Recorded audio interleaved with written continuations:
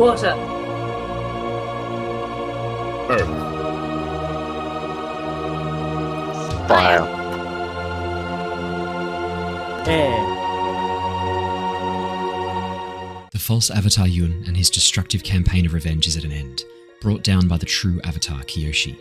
But the delay in locating and training her, as well as the disastrous actions of Earth Sage Jianzhu, have left the Earth Kingdom weak and vulnerable.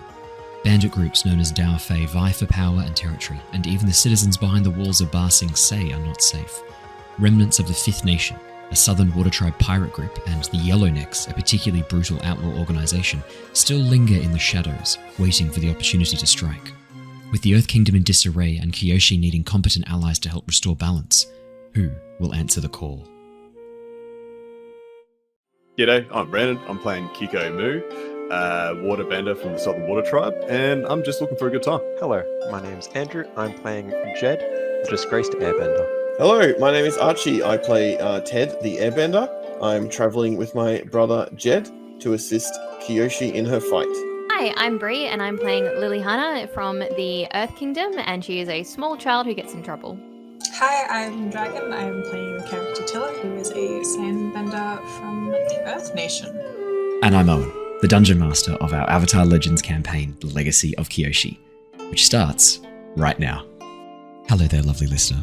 This is just a warning to let you know that this episode of The Legacy of Kyoshi may contain adult language or adult themes. Viewer discretion is advised. Hello, everybody. Hi. Welcome back to Avatar Legends. That was a very energetic hello from Andrew. I think we'll have to fix that in post. I'm just getting that we can't. Thank you for joining us, everybody. Yeah, we are very excited to be back doing Avatar Legends. We have one definite apology for tonight. Dragon unfortunately can't make it. I believe she's had some work stuff come up and she's not going to be able to come across in time. We have a half apology, I guess, from Archie. He said, because when we checked in to see how he was going, he was like, it sounded like he was 50-50. And then I said, like, where are you? And he said, sorry, screaming child. So I guess we'll see him later when either his child runs out of air and passes out, or it's bedtime. One of those two things. So we will carry on. Hopefully Archie jumps in before too long. The only other fun news I had to share before we jumped in was that the playthrough of Disco Elysium has been progressing really nicely. You'll be seeing those episodes drop in between our normal D&D and Avatar Legends sessions.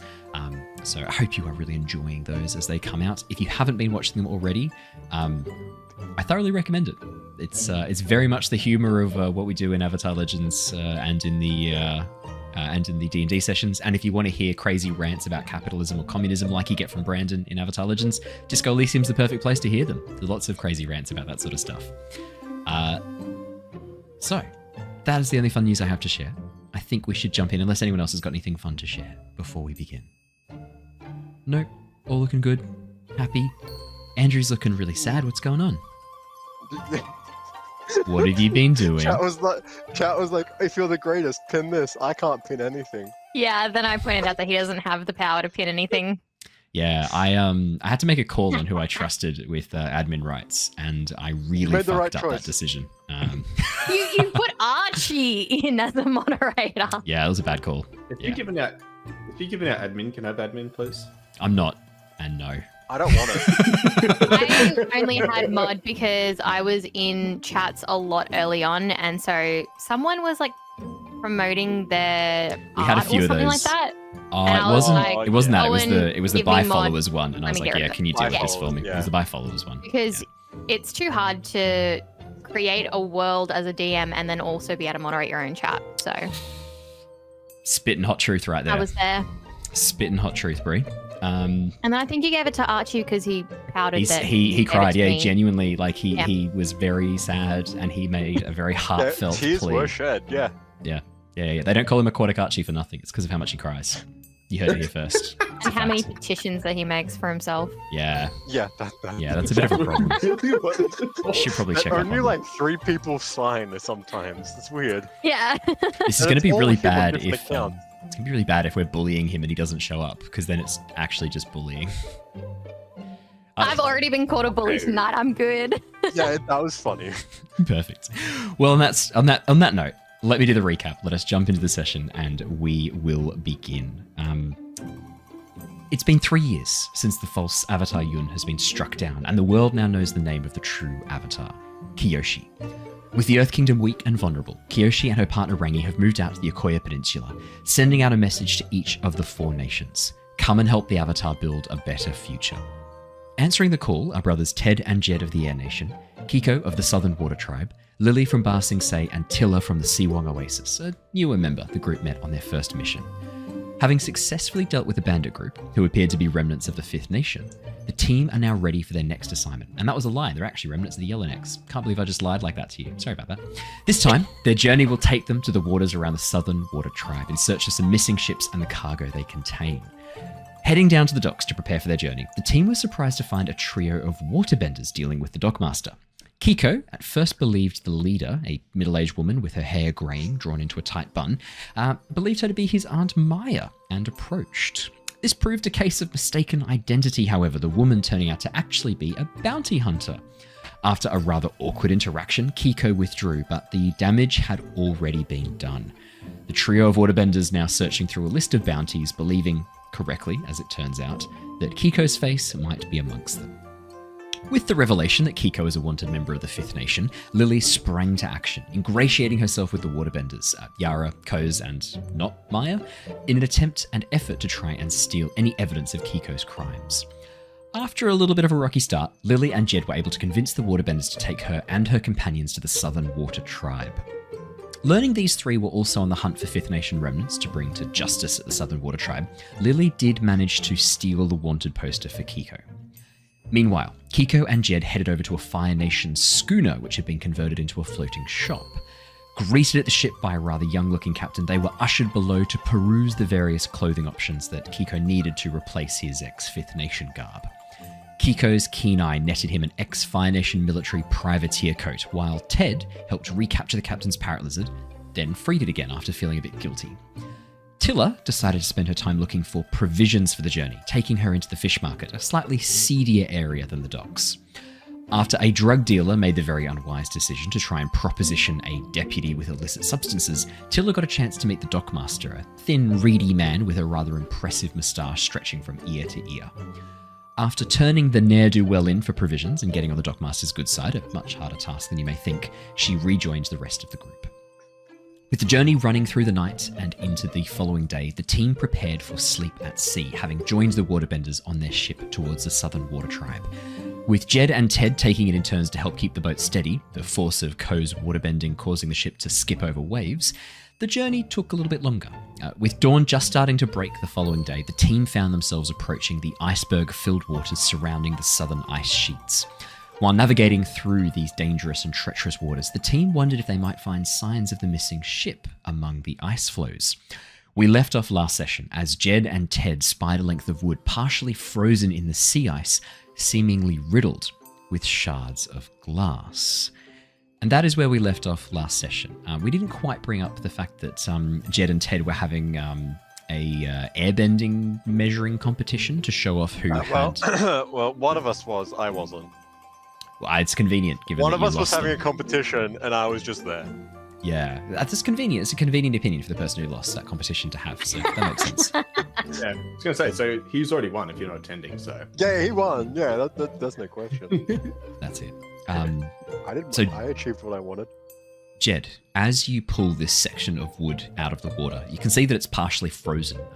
Probably it's been floating on the surface of the water, bumped into a rather small section of this floating sea ice, and then the continual exposure to the cold air and wind has partly frozen the wood to the top of the ice. And as you break it off and have a closer look, this wood has been splintered and shattered. The force used to rip this off, whatever it was once attached to, probably a ship, judging by the looks of it, the force used to do that would have been immeasurable.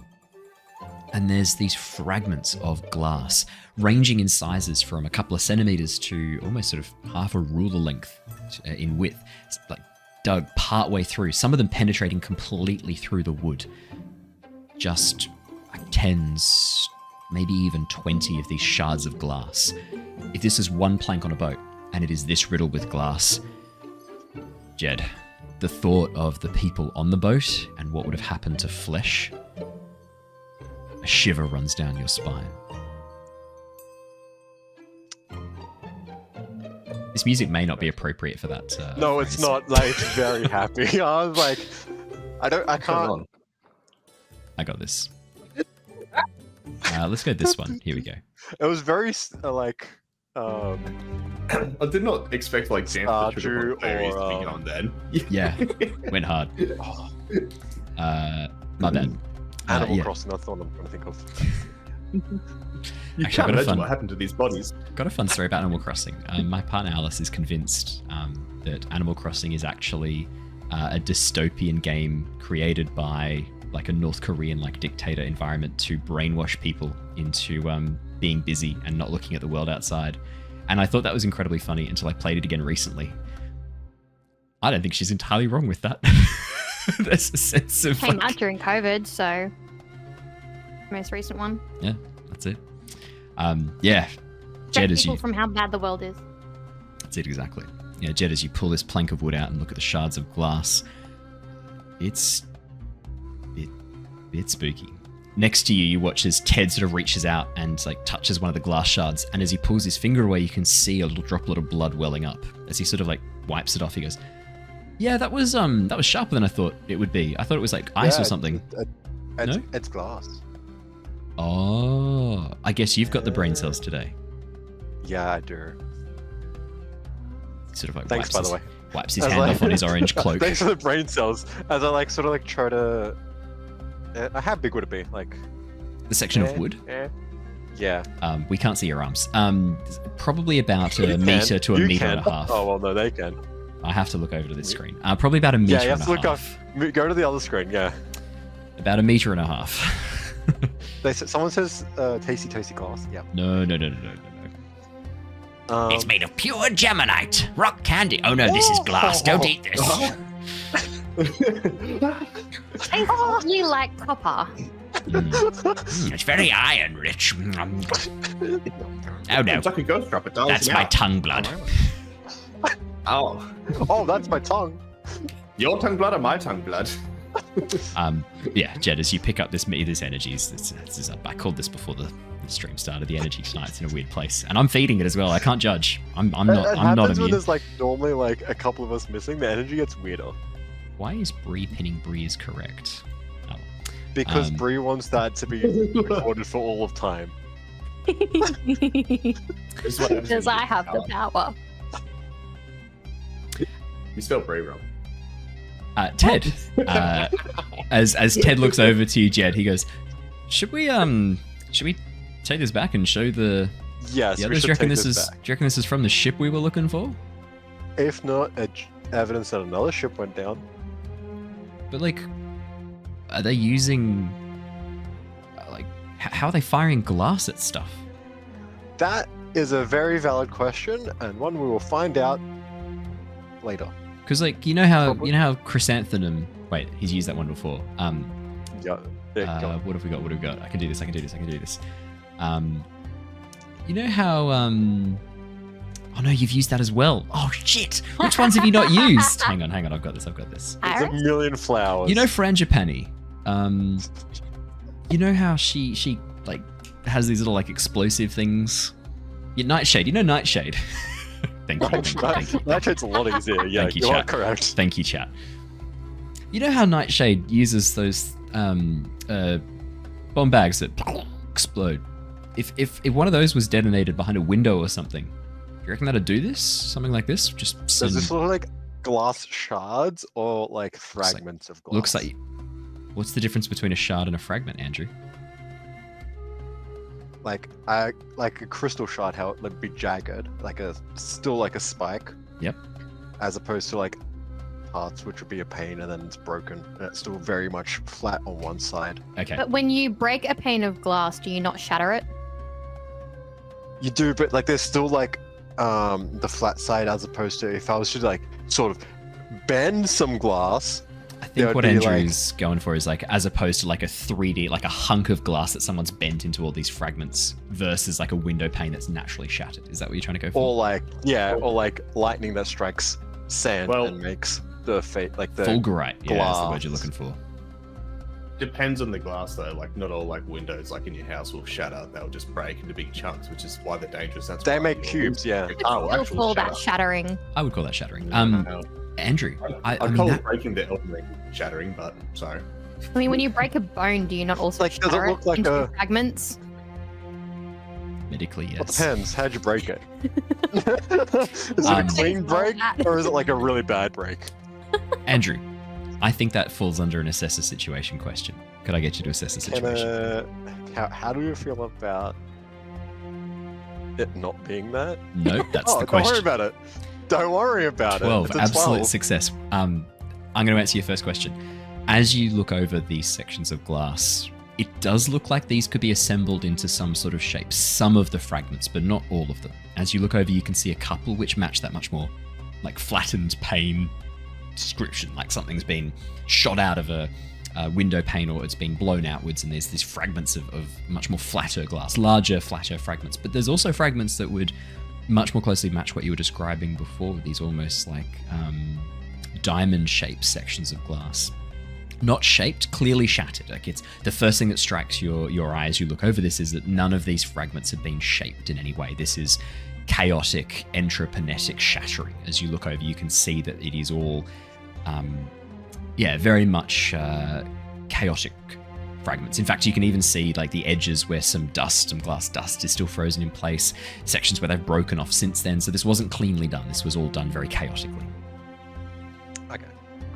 Bree, get out of chat and stop arguing with people. You're breaking rule 5, I think it is.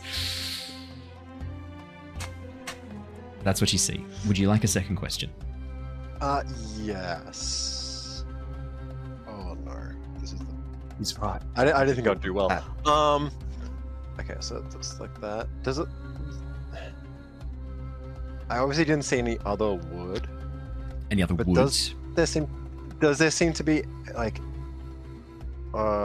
residue on the glass, like how there'd be gunpowder if it like a bomb blew up, or like if it was like Ted, yep. Ted As said you- there like how like Nightshade was. Sorry, there's just so many names going on in my Just head call at her the Lily. moment. Just call her and Lily. it's- Just call her Lily. Lily, how Lily makes her bombs. Was there like anything that like would have propelled this forward? Or So, with your assess situation check, you've not really had much exposure to explosives outside of what you've seen Lily use, and the only explosive you've seen her activate so far is the smoke bomb. Right? I don't think you've seen her use any other types of bombs. The black powder pouch she put in the mouth of the Yellowneck mercenary wasn't detonated, which would have been the much more destructive, concussive force. Yeah. What little you do know about explosions and about black powder is that the explosion from the black powder definitely does burn things that are close by. But if it's in an enclosed space, and this is how you know this, when you're in an enclosed space and you suddenly increase the pressure on the air inside, a shockwave will push things out in front of it, and the pressure will force things away without giving them a burn or without giving them any powder residue. As you look over the glass, you don't see any signs of powder residue. 2 of the pieces of glass have what looks like almost this like a rusty reddish brown kind of tinge to the one of the long edges that at first you're not really able to identify, but you realize could be dried blood. And 2 of them look like the glass is actually slightly blackened and charred, and as you wipe your finger down, it's a very thin layer of soot. So it's not impossible that this was caused by not an explosion. impossible, Not impossible. but But as you look at it, like, I mean, that is a good point. Like, you would expect there to be a lot more burn marks, and for the glass to have been propelled outwards.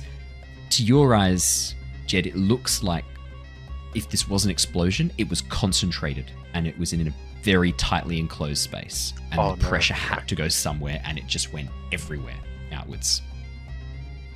Or Yep. possibly directly An airbender? forwards. If someone was...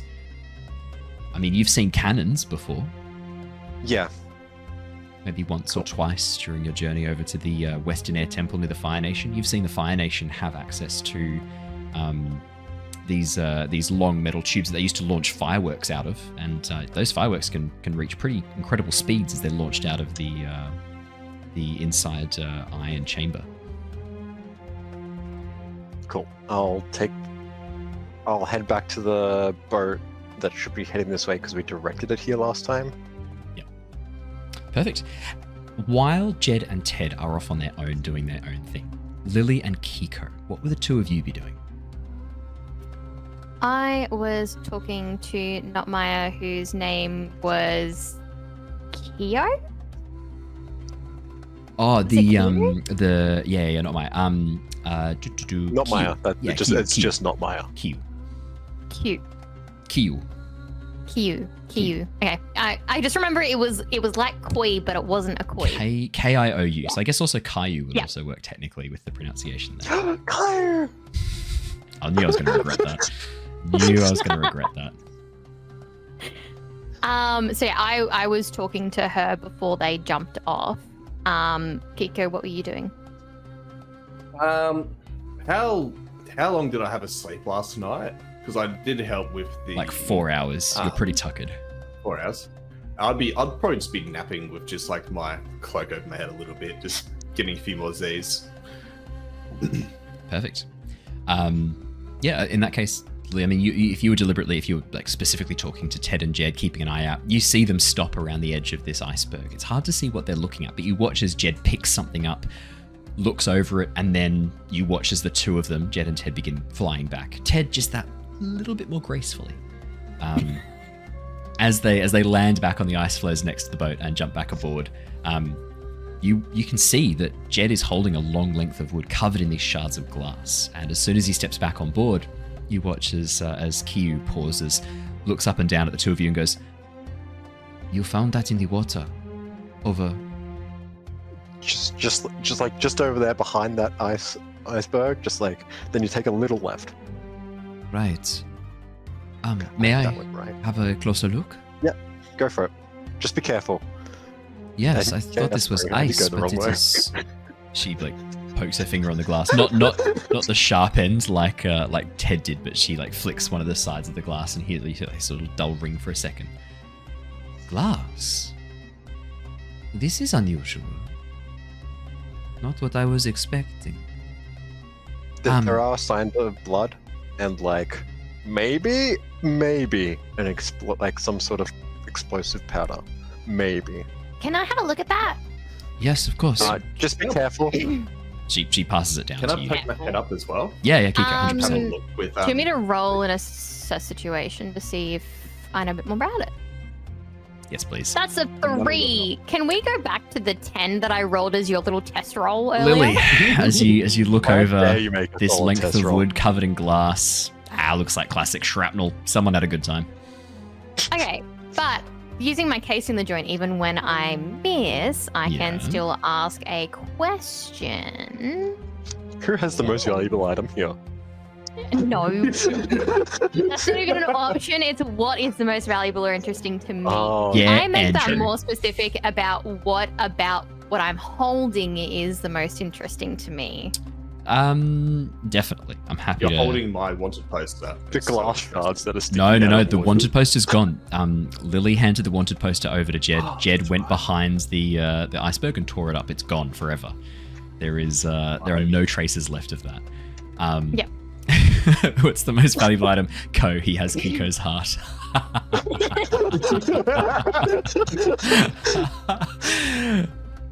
Love you, chat. That's brilliant. That was Palikia, wasn't it? Yeah. Prime quality as always, Palikia. As you look over the chunk of wood, Lily, the wood's obviously not that valuable. It's a fragment of wood, a plank of wood. You get it from anywhere. But these glass shards definitely look interesting. In fact, there's one in particular, much, much larger than the others. It's probably about sort of 30 centimeters long, about 10 centimeters wide. It's almost a blade of glass that has jabbed into this thing. And unlike all of the others, it's actually gone mostly through. It's about 50-50 through, about halfway through. And as you look at it, you can see it's splintered the wood and cracked it open. This isn't going to be that hard to remove. Strangely enough, the size of this thing has done enough damage to the wood, and as the wood has swelled with water, then frozen with the ice, it's actually damaged the wood around the edge of the glass, because the glass obviously is chilled much quicker than the wood, and it's shattered a bit of a gap. You could probably, it's 30 centimeters. It's a huge shard of glass. Lily, You don't have a dagger. Glass is sharp. Wait, what? Wait, didn't you get a dagger? Lily, you have a dagger. Glass is sharp. I also forgot that I had a dagger. I don't think I ever put that in my... Sure, I got you. I got you. Yeah, you got it. That was from the spy lady. Yeah, you got like a stone, very sharp stone dagger. Yeah. Yeah. And now I have a dagger made of stone and a dagger made of glass. Well, it's more not of a quite sword. a Let's be dagger honest. made It's of more of glass. like it's more of a short sword. Yeah. It's less a dagger made okay, of glass and more a shard of so- glass at this point. There's some crafting Does that's going to need it- to go forwards too. It even has a hilt. That's fine. Does it have like a... in terms of shape, so it's kind of more at a point on one end and a bit duller at the other? Slightly tapered. It's all, imagine like you know how a long cleaver has this tapered point and then widens out as it gets towards the base. Imagine that without the handle. So it's much wider at the base, and then as you go forwards, it's got this much sharper tapered point. There's also what looks like a few jagged sections on the top end where it would normally be flat if it was a cleaver. It's actually much more jagged and much less well cut, as if it was a shattered piece of glass. And this one's much more similar to what Andrew was hinting to before. This one's clearly not from a pane of glass. This one is much more three-dimensional. It's actually almost like sort of 5 centimeters thick at some points. This looks like someone has taken something. Yeah. Someone's taken. No, chat. Oh, okay. I don't think I want to read that. No, you don't. Yeah, it's It's true though. It's And almost that's as why if it's a war crime. imagine like a large glass buoy, right, has been shattered into pieces. Like one of those central core sections has stayed mostly intact. Okay. So, all of the other shards of glass are like relatively small. They range in sizes. This is definitely the largest by far. The smallest is only Yeah. a couple of like maybe 2 or 3 centimeters long, and they haven't even really penetrated into the wood that hard. But they range in sizes, and the larger they are, the deeper they've pushed through into the wood. Fair enough. All right, I'm gonna yank that out of the wood. I'm just gonna kind of like I need tilt you it a little bit and to play with it in my push your hand. luck a bit, please, because you're getting this out with bare hands. This massive, sharp glass shard. Good point. Good point. Can I retcon that a little bit Sure. and take the yellow neck scarf out of my bag and use that, wrap my hand in it? Actually, no, I have gloves. Then you can put your gloves on and try and pull out a section of No, glass. I'm always wearing gloves because that's what I got from the armor lady right before we set off on this expedition. I have thick gloves that would be Help avoid you good getting for into trouble with explosions and yeah. things like that. Yeah. Perfect. So I should just be able to yank it out. But do you want me to still push my luck? In that case, then, yeah, I think it still fits with push your luck because you're trying to avoid breaking the glass. Or That is a 3 again. that's a 3 again. That is twice in a row I've had 1 + 1 + 1. Lily, at first, you think you've got this in the bag. As you slowly pull forth the glass, you can hear the wood around it chipping. The ice is starting to break. And you, in your mind, you're already holding this sick glass dagger in your hands. You cannot wait to get this wrapped up around the hilt with a bit of leather or something and have your brand new dagger. It's that moment of indecision that costs you this blade. Because as you go to pull it out, it gets a little bit stuck and you just bend it just to get a better grip. And it shatters down the middle. The cold having weakened the glass, and as you pull it out, starting to heat up again, the temperature differential causes it to shatter as you put just a bit too much pressure right in the very middle. And as the glass breaks, the plank of wood clatters to the floor uselessly, and you're left holding half a length of this glass. It's still pretty sharp, but it's like 15 centimeters long. It's not as cool as it was. I'm It's more very of a dagger sad. now. Sorry about that. It's more of a knife. As the wood clatters to the floor, you watch as Kia sort of like rushes down, picks it up again, goes like, please be careful with this. This might be the only evidence we have to go on to try and find what happened to this boat and to these people. Oh, they're dead. I'm sorry. How can you know they're dead? Like, and I point to like the blood stain and like obviously some sort of like powder that was used for like either an explosion or like that was there. So like, it's obviously something they might have been after. This does look like blood, but it's only a small amount. It does not mean the people here are dead, just that they were injured. And of course they would be. This, whatever created this damage, this shrapnel fallout must have been pretty bad. Has there been any more missing boats reported since the last one? Oh, yeah. I mean, we have been away from the Southern Water Tribe. The last I heard, the most recent vessel to go missing was the one that we were chasing. But there had been, over the last 12, 18 months, maybe 4, 5 vessels. There may have been more since then. We've been away for over a week now. But you said that the one that we're looking for wouldn't have been around this area. It would have been over that way. Exactly. Like, it should. towards the peninsula. I would have thought it would be much closer to the southern pole. It was leaving around Wolf Cove and tracking the edge of the sea ice, heading towards the west as it made its way toward the Fire Nation. What way do the currents flow? The currents, they flow away from the Southern Water Tribe, always. The water deep underneath the waves pulls towards north from here. It flows north. All of the ice is always pushed away from the southern. So yeah, it would have, if it was closer to the southern, it would have come this way. Maybe, but this has drifted a long way. If it has been... it could have snapped off like from... a week or two. It could have snapped off from something that's deeper below. Oh, I do not favor going down into the dark, cold waters of the Antarctic ice. It is very cold down there. Yeah, no, I don't want to go down in there either, but like, just saying. Wish we had a firebender. Yeah, man. Well, given that our hypothesis at the moment is that a firebender probably did this, I'm not so sure we would want to be messing with around with firebenders. I know of no other people who use explosives, black powder in such a way, and if your suspicion, as she looks at you, Jedd, your suspicion is that this was propelled by an explosion. This is not Water Tribe work. Propelled by something. Could have been easily anything else. Yep. Keeko. Was a Nori. Keeko Yes. Nori. That's right. Yes. Yes. Wet nose. It's me. I was gonna see if there was anything I might have noticed with my situation. I'm looking to see. Apologies.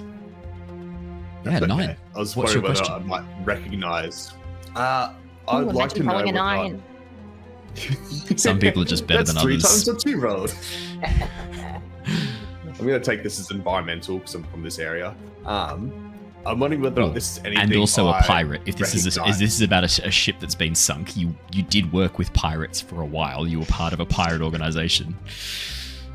That's kind of what I'm thinking. Like, it's like as a munitions that someone shot out of a cannon. Like, would I notice this sort of work being done here? Like, is Fifth Nation still doing stuff? Keeko, I'm going to give this to you as free knowledge because this isn't assess the situation knowledge. This is what do I know of the Fifth Nation knowledge. You know loads. You were part of the Fifth Nation for years. Like, I'd say minimum you were with them for 2 or 3 years.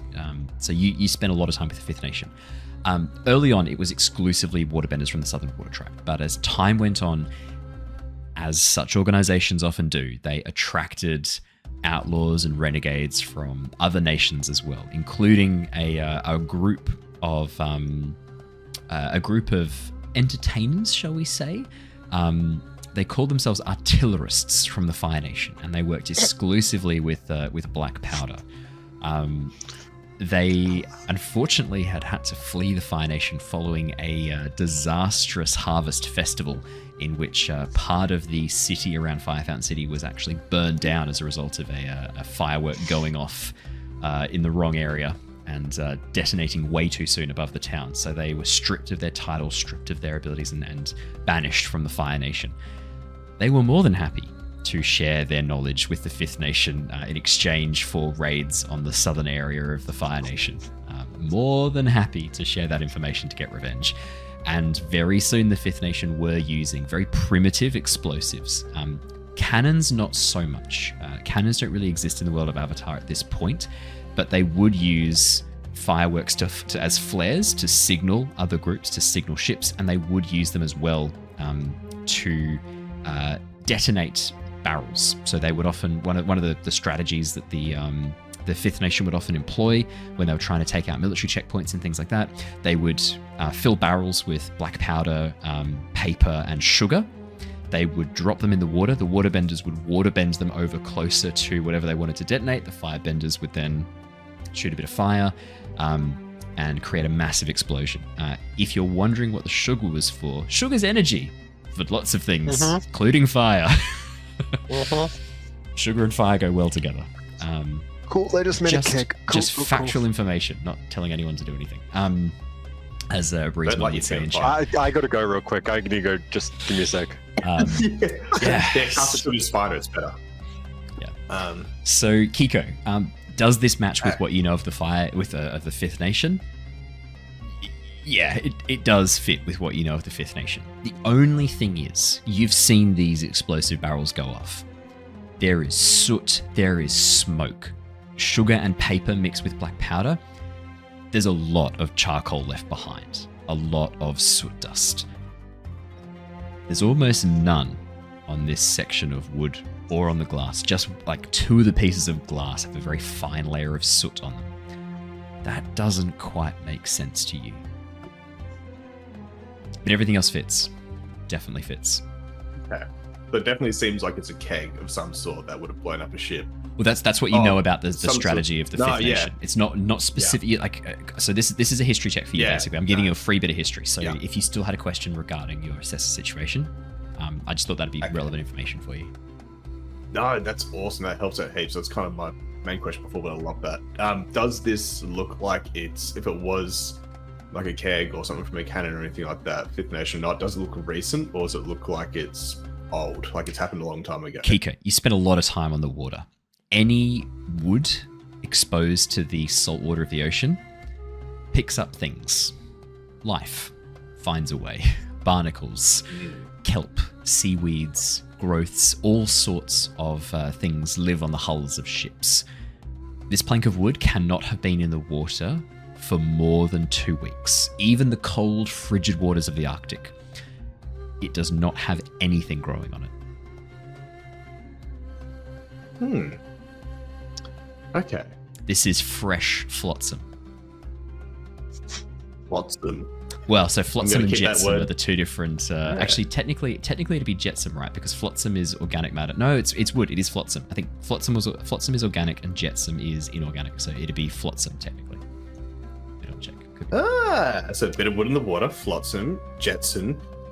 Think of the Jetsons. Think of technology like metal. Oh no, I apologize. Flotsam is not deliberately thrown. Jetsam is deliberately thrown. There you go. I always thought it was organic and inorganic. So this would be flotsam. This is from a shipwreck. So yes, flotsam. I just think of the eels from Little Mermaid. The eels from the Little Mermaid. Their names are What they called Flotsam. Checks out. Classic Disney. I think I've just outed myself as having never seen the Little Mermaid there, which is not what I intended to do tonight. But there you go. Watch the new ones, they're better. No. Hold up. Yeah. He does not speak for the Lost Archives. I was going to say, like, the opinions expressed by those on this channel are not reflective of the Lost Archives. They do not constitute a valid opinion. Go unchecked. This one. Everything we say doesn't necessarily constitute a valid explanation or a valid opinion. Putting bombs in mouths is okay, but this too far. This is too far, man. This deserves one. Again, the comments made by members of the... yes, that's what you know, Keeko. As you look over, this has not been in the water long, and I'm going to chuck in an extra bit of free information because you were kind of skirting around this a little bit, so I know this is on your mind. This doesn't look like a plank of wood that's come from one of the barrels. For a start, it's not been pitched or covered in waterproofing material. It looks a lot more like it's from the hull of a ship. In fact, you can even see fragments of tufts of fur jammed under one of the splinters at the top that probably indicates it was a Water Tribe ship. Gotcha. Okay, how much of this information do I share? How much do I share that I know? I did say that detective become a person. Like, I sort of look over a bit and interest and be like, oh, wow, have you guys noticed this can't have been too old, right? Like, this piece of wood doesn't have I was thinking about saying Flotsam, and then I held it in. Why? You can say Flotsam. Why wouldn't you? I can say Flotsam? Yeah, of course you can. I was like, this is the bit of Flotsam from the ocean, yar. Nah, a pirate would But say not saying debris for sure. Debris. Okay, Debris. yeah. Okay, just making sure I'm not talking piratey. It's also how a German That's- refers to Lilly's player. Das Bree. I thought so. That was a shit joke. Apologize. Everyone take 1d4 psychic damage, including me. All the German viewers just left. Okay, cool. I was thought you were- waiting for it. With how much you guys are saying debris, I was like, they're gonna do it. Oh, I thought it was going to say it's how a German points out cheese. Like, debris. Oh, that's better. No. God damn it. Yeah, I'm pointing that out. I'm just like, oh yeah, there's a bit of flotsam here. Doesn't look like it's been in the water for too long, right? It's got to be pretty recent. But Yes, it's this got was my assessment as well, barnacles. Kikonori. This is an interesting eye you have to be able to spot this sort of thing so quickly. I mean, I have worked on salvaging and rescuing shipwrecked people for some time, but you picked that up pretty quickly. Gives you a look. I've spent a fair bit of time dangling my toes in the water a little bit. You know, you can often just see barnacles on piers and all that sort of stuff, and it's pretty common knowledge, right? I look over at Jedd and at Lilly. I'm like, oh, it's pretty common knowledge, right? I mean, it doesn't look old because doesn't like old wood that's in water a lot smell really bad and go kind of yucky. It's cold when it would freeze. But things live in cold water. Picture brine pools, stuff like that. Like, I'm not going to say things live in the deep ocean because how do I know about the deep ocean? So this is something I was going to talk to you a little bit later on, Keeko, but this is a good time to bring it up now. One of the things that the Fifth Nation did do was send down diving bells with waterbenders to go and salvage things from shipwrecks, because when you're out on the ocean and you take down a ship, you're not always able to get to it before it's scuttled. Occasionally you need to send salvagers down to pull up the things from below. Keeko, did you want to have been one of those people who would dive down and help get salvage? Hell yes. Okay, cool. Hell Sick. yes, I would. Then Keeko, I'm held up. carry on. I'm a hell diver. I am Keeko, ice diver. Do you know what I should have done for that next time? I probably would have had enough time. I probably do still have enough time to do that. But what we could have done is gone. I am Keeko, ice diver. No, the other one was better. I prefer the other sound effects. That was bad. I feel like Michael Bay directed that, and I'm like, Yeah. Bumblebee. So yeah, Keeko, as you hello, lovely raiders, welcome in. Yeah, Keeko, as you look over this, you have been down to shipwrecks before. You've used the diving bell to help pull up stuff from below. Yeah, it's not news to you at all. Okay, but yeah, I'm still gonna play it just kind of cool. Like things live everywhere in the ocean. You know, it doesn't just because it's cold up here doesn't mean things can't live down there. You know, so I've heard. Yes. Real So anyway, No, so it does look like this is from a rather newer raid, perhaps. By your assessment, I would have said a week, maybe 2 weeks. Is that what you... I think you're probably right. Like, I couldn't tell you left from right, but that sounds about right, surely, right? Isn't that right, when the left. supply ship went missing? Well, we were looking for it about 2 weeks ago, so it does fit with the timeline. The only thing that doesn't fit is that it's too far north. That this debris shouldn't be here unless the ship was way off course. Well, If they didn't were- you say that you thought someone had taken it? Maybe they got boarded and then kind of started taking it this way, and then Well, people if you got couldn't find it restless, and where they it were was like, "Well, we meant don't to know be. how else to stop people who are restless," so they blew them up. But who'd be boarding people around here? Like, there's no Fifth Nation anymore. Like, who'd be boarding Also, people? if you couldn't find it where it was meant to be, wouldn't it be where it's not meant to be? He speaks the truth. Yeah. Like, Yeah. like you've searched the area where it was meant to be, right? Well, and a lot of areas around it. We searched an area that made sense for the ship to have been deviated. A bit further north, a bit further south, and then we followed along the pathway, the corridor, one of the things we do in salvage is when a ship goes missing, we plot out and follow the route that they would have gone and have people on either sides, maybe just on eyeline north, just on eyeline south, and we follow the route, follow the path they took, hoping that by expanding the search, we can account for any deviations that the crew might have taken. But we didn't do that in this case. We didn't have enough people. It was just my vessel. It is possible that they were far off course. If they were chased, perhaps, they could have maybe taken a route back into warmer water, but it is concerning that we have found this debris. I think we need to get to Wolf Cove as quickly as possible and report what we have found. And in light of this, I think if you'll have me, and if you are still in need of a ship, I would like to accompany you to see if I can solve this mystery. I do not like the idea of the crew members out alone on the ice. We happily accept. Good. And it will be good to keep an eye on some of you. As she shoots a quick glance over to Keeko. I'll look behind me. I'll look at Ko's right behind you. Ko's right behind you. Ko looks at you and then slowly turns and looks behind him off the stern of the boat, and then looks back and goes, "I see no one."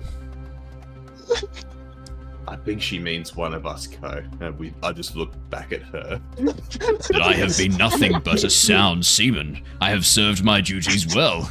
As he turns towards Kyu. Yes, He is a sound seaman. She just nods at Ko and goes, "Yes, I know, Ko. Yes, and I wasn't referring to you." He slowly turns and looks behind him again, and you watch as Kyu just like shakes her head.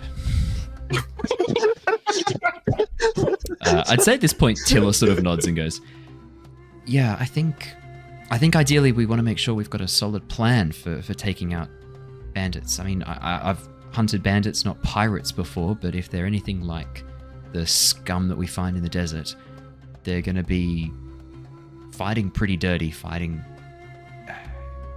The tactics they'll be using... Sweep the legs. I normally capture the legs in sand, but that's going to be a bit of a problem out here. I don't know if I've got enough sand for a whole bunch of people. And she looks down at her pouch. Did you bring rocks?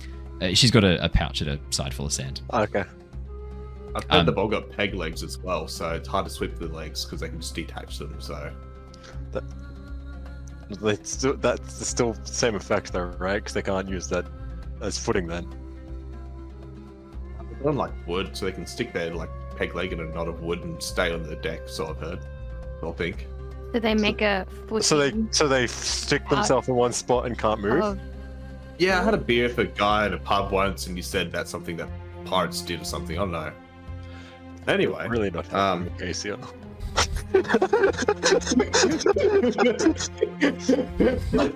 I love making the mild suspicion more real.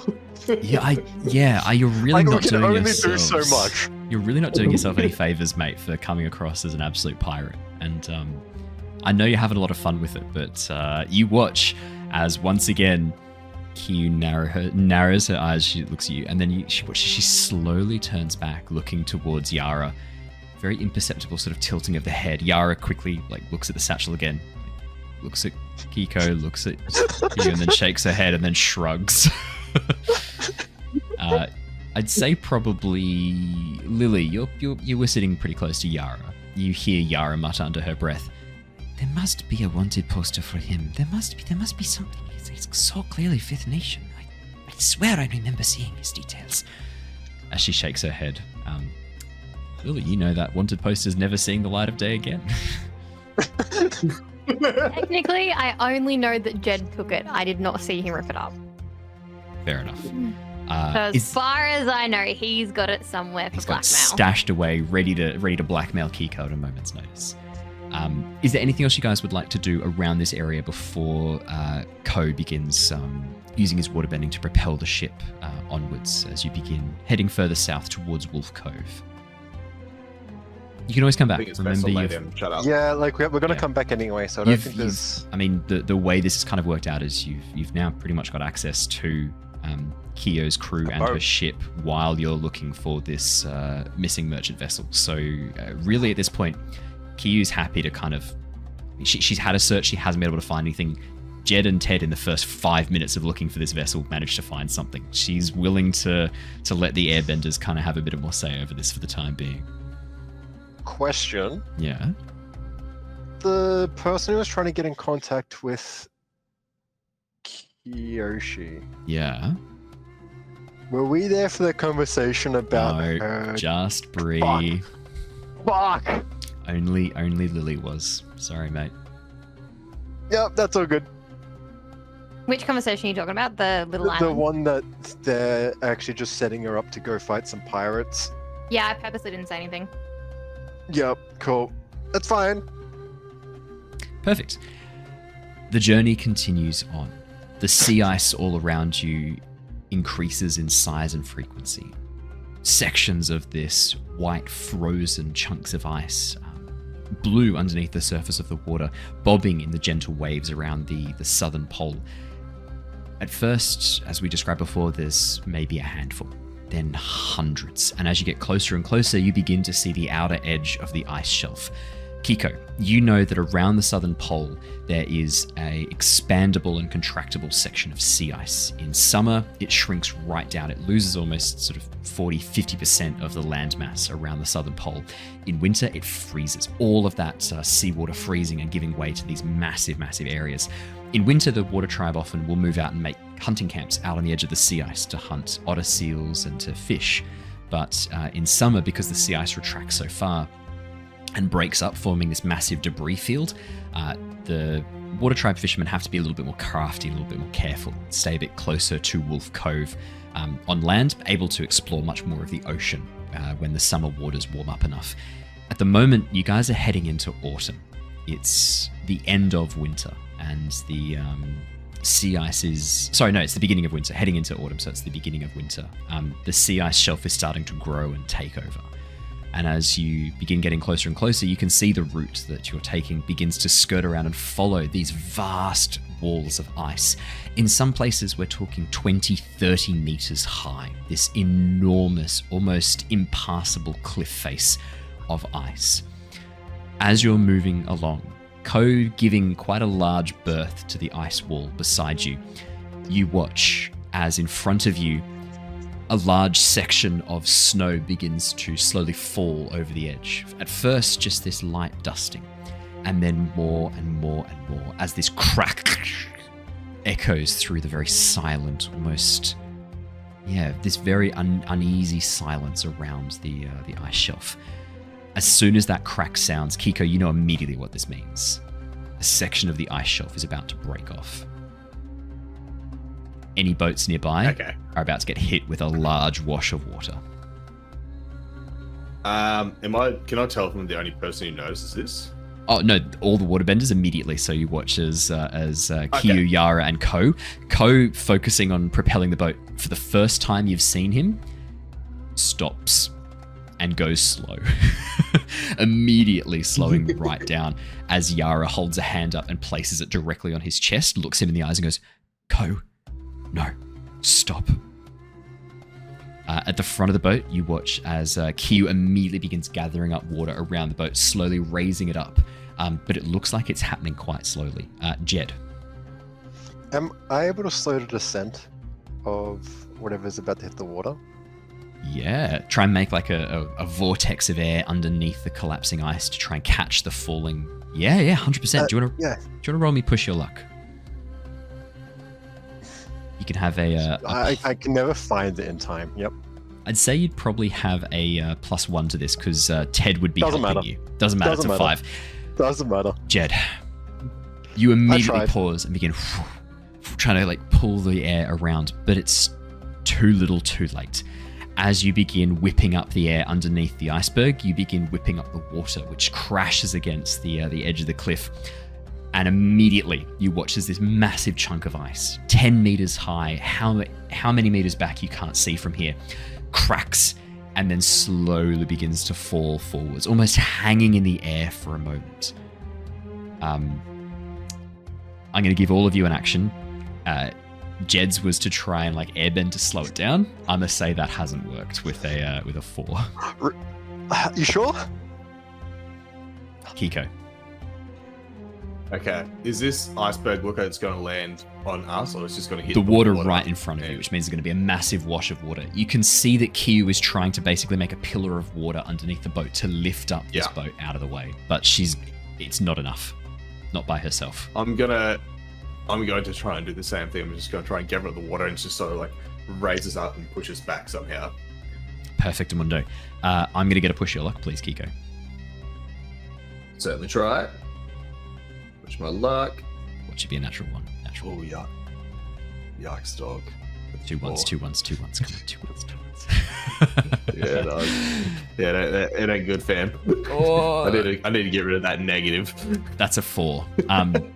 Keeko, as you go to try and like water bend the water directly underneath the boat, you actually disrupt the movement of the water that Kyu is using. As she tries to create this pillar of water, you come in too quick against the direction she's water bending, and you cancel out and crush down the wave that she was creating to try and lift up the boat. With a sudden drop, the boat slams down into the surface of the water once again, and for a moment, you watch as Kyu turns to you, eyes wide, as she looks down at the water and then turns back as the iceberg smacks into the surface of the water. Lilly. Is there any... So we're trying to move away, right? Is there any really big, solid-looking icebergs behind us? Any big ones behind you? So you're sort of moving along the wall of ice that makes up the edge of this ice shelf. There's no massive icebergs like just behind you, but there's loads of like chunks of sea ice in the water around you. Some of which would be a bit big, be fairly large. So what I'm thinking is seeing everyone kind of reacting the way they do, and then looking over and seeing the stuff falling. Yeah. I don't know if this would work, but I would like to tie some rope to my bear trap and throw it out and try to use it to grab onto something to help us propel in that direction, and then get someone to grab the rope with me and start pulling us towards something. So I need something to anchor to. Is there anything that I would be able to anchor to? Yeah, definitely. Those large chunks of sea ice, there's some which are like 4 or 5 times the size of the boat. You know that the boat's going to be lighter than the sea ice. They extend down into the water, so there's a lot more surface tension and a lot more friction against the water, so the boat's going to move much easier towards those chunks of sea ice. Absolutely. Okay, what would you like me to roll to do that? Definitely push your luck. Definitely. Like, this is it's not really something funny because I have a +1 to passion, so you would think that I would get a good roll from this. I got a 9. I would think so. 9 is a success with consequences. I'm also going to give you a +1 from that. Just as Ted helped Jedd, Tilla is going to help you with this. Seeing you pull out your bear trap in the water, you watch as Tilla is going to basically like hold these together and to help propel that bear trap. You watch as she grabs a section of stone from her bag of sand. She's got a few chunks of gravel in there too. Melds them into almost like this claw of stone to hold onto it, and then earth bends behind to send this bear trap shooting out even faster. As soon as it slams into the ice, Lilly and Tilla begin pulling with all of their strength. The boat begins moving.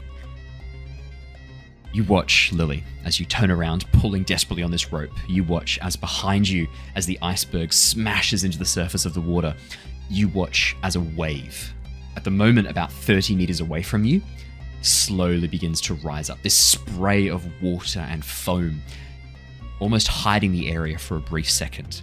And then you see this wave just rolling across the surface of the water towards you. As you pull on it, Yara jumps in front of Kyo and pushes with all her might, trying to flatten the front of the wave. This actually helps. As she pushes against the wave, with you pulling on the back of the boat is pulled forwards. As the wave crashes into it, I'm going to need all of you to please rely on your skills and training to avoid being knocked overboard. Freezing cold waters. I got 6. 6 is not so crash hot. Same. Keeko 6 as well. Not Winning. great. Hey Jedd, you're not getting wet today. As the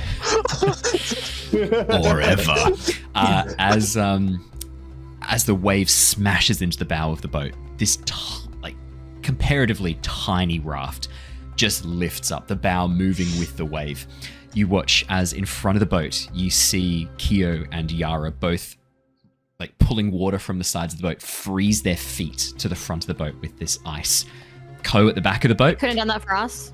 No, not quick enough. At the back of the boat, you watch as Ko, standing there, just moves perfectly in sync with the boat without shifting at all. Weird. Very, very weird. Ted airbends up onto a nearby glacier. Tilla has a much better grasp of the boat and manages to drop down and grab hold of the furs. Keeko and Lilly. Unfortunately, Lilly, your hands were on the rope trying to pull the boat towards this iceberg. As soon as the wave hits the boat and it flies forwards, you didn't have anything to hold onto but the rope. Keeko, you watch as Lilly tumbles over the sides, and as you try to reach out for her, you go too. Both of you dropping into the cold, icy waters of the southern water tribe.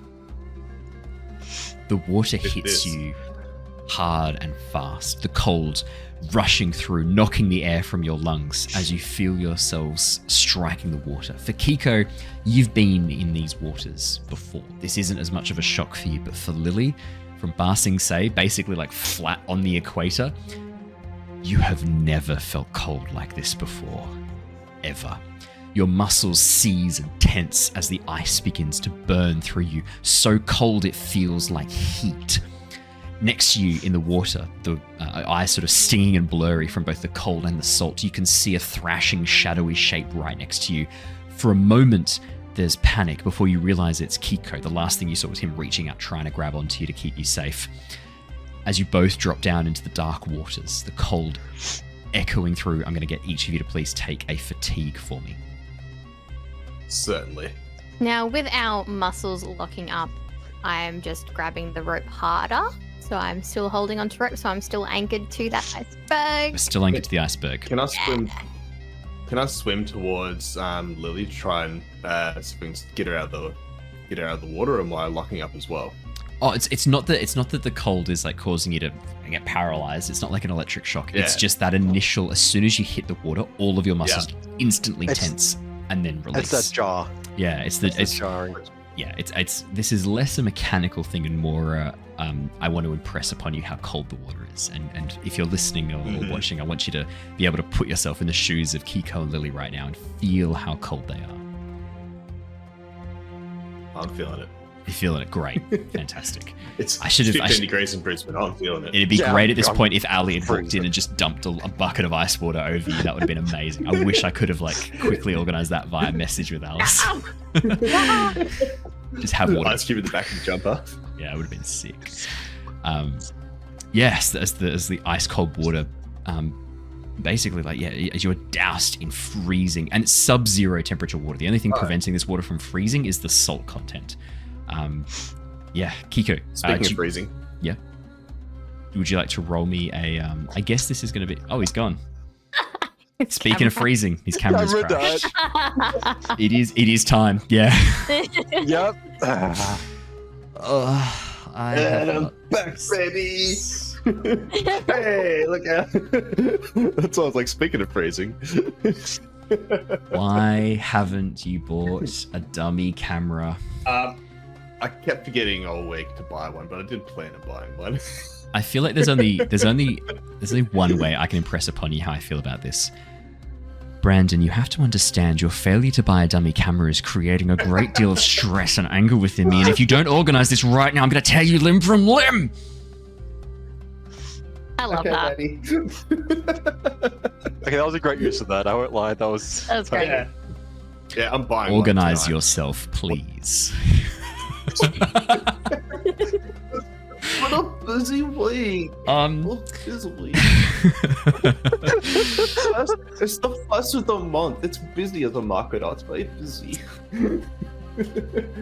For those of you who also watch Return of the Giants, I have given you a very slight spoiler on Harry's patron, the voice for Harry's patron, which we've not heard angry with Harry yet, but that's exactly what's going to happen when that does go down.